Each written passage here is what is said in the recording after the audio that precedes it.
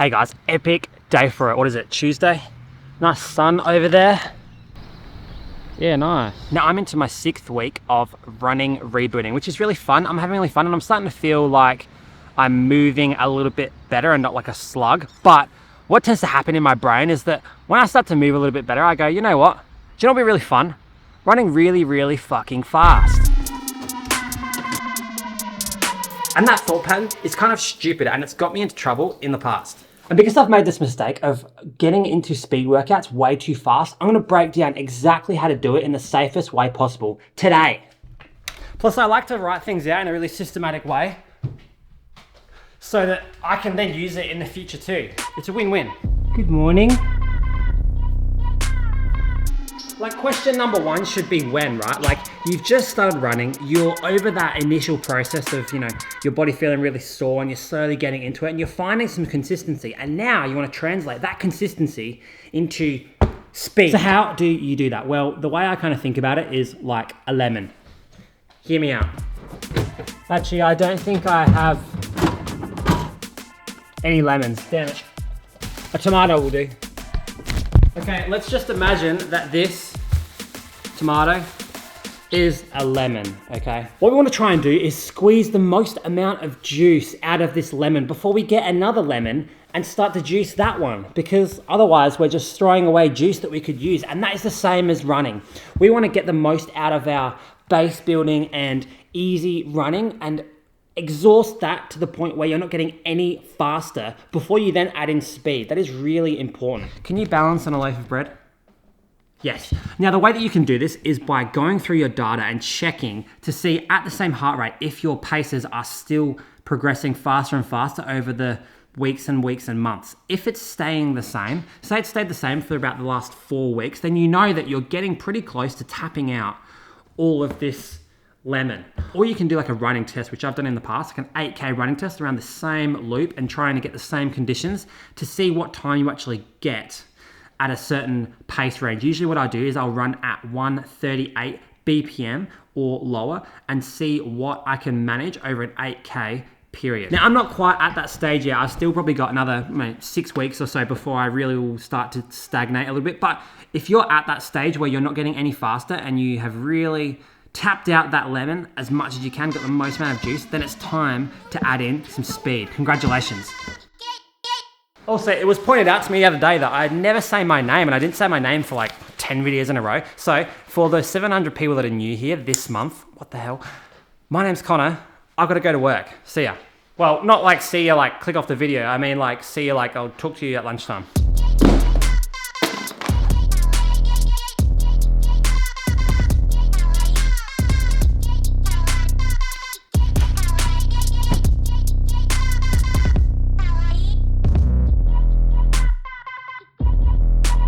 All right, so we're ready for some speed sessions. Now, what we're gonna do is not go to the track and go absolutely all out and completely kill ourselves. We're gonna dip our toes in the shallow end. And the way that we do that is by doing 2 things. The first one is adding in some strides. Strides are 100-meter acceleration runs up to like a 9-ish out of 10 in terms of your maximum pace. So 10 is like Usain Bolt and 0 is sitting on the couch. We want to be that 9 out of 10 for the last 20 meters or so, and then we just dial it back, have a long rest, and do that again.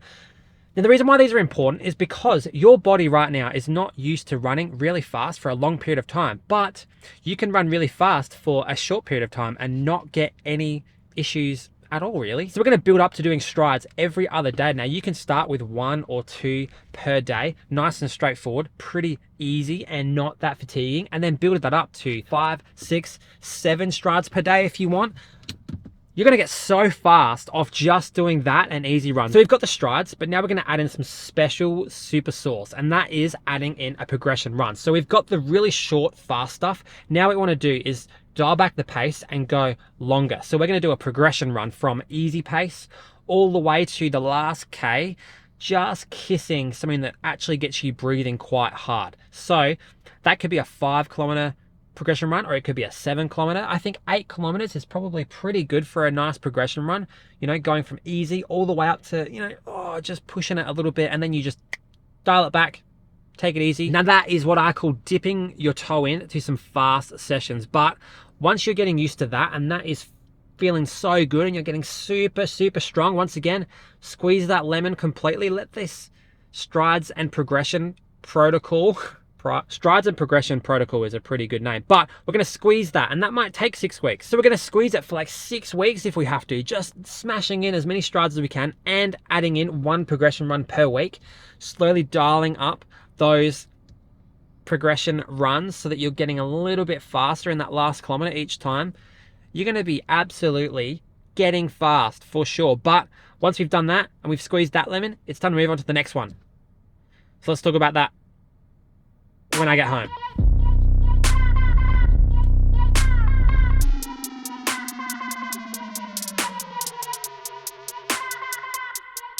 Oh, holy fuck. What a long day that was.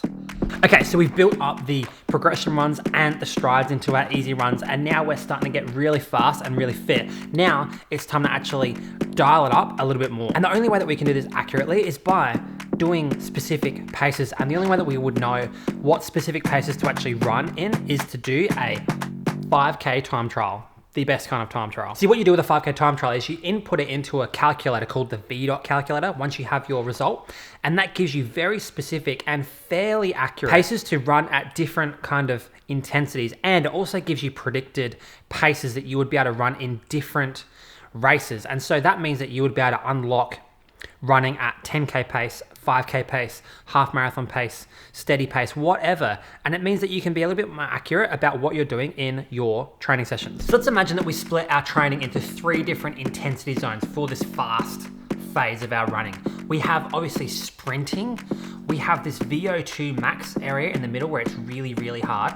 And then we have stuff that's not quite as hard, but still eliciting some sort of production of speed, I guess. And that's our threshold zone, okay? 3 different kind of zones that we're gonna use. So for the sprints, we're already gonna be covering those in doing our strides each week. So we're gonna keep those in our easy runs exactly the same, but we're gonna add in some threshold stuff. Now, threshold stuff is fairly easy on the body, but it elicits a massive response. And so what we want to do is try and get at least 1 session a week where we're adding in 20 to 30 minutes worth of threshold effort, using the VDOT calculator to actually figure out your threshold zone, okay? So here's a couple of workout examples that you could do once per week in this phase.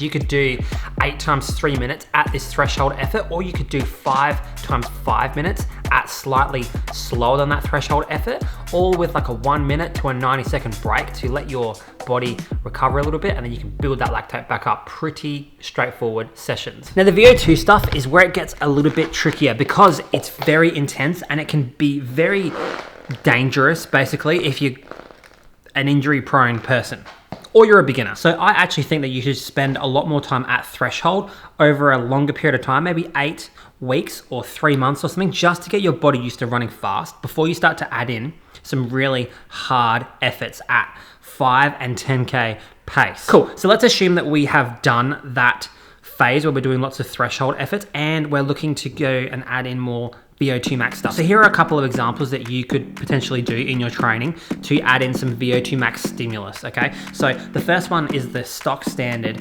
8 times 400 meters at 5K pace, like we did in that time trial, 5K pace with a 1 minute to a 90-second break, or maybe even 2 minutes if you really feel like you need to have that longer break. It doesn't really matter. Once you're in VO2, you're in VO2. Another one that you can do is 5 times 1K, starting at 10K pace and working as close as you can to 5K pace without your form completely falling apart, okay? This is also a good one. And once again, 2-minute breaks, 90-second break, 1-minute break, whatever you want, as long as you're getting those consistent progressions of the paces in the workout. That's pretty cool. Now, another idea that I really like is 10 lots of 1 minute on, 1 minute off, or 10 lots of 2 minutes on, 2 minutes off. They're great workouts and you can pace those at 10K pace or 5K pace. So there we have it, a guide to get you from a beginner runner all the way to doing your first couple of fast workouts. And that's gonna help you to get super fast. But remember to always think about your body and not take any risks. And if you have to, maybe go back to phase 1 of this base phase every now and then. Maybe after you do a particular race. But what you definitely shouldn't do is work your way up to this phase 4 where you're doing really hard workouts and then just stay there forever. It doesn't work like that. You're gonna have to cycle through many times throughout the year, and that's what pro athletes do, and beginner athletes should definitely do that too. And I'll see you guys another time.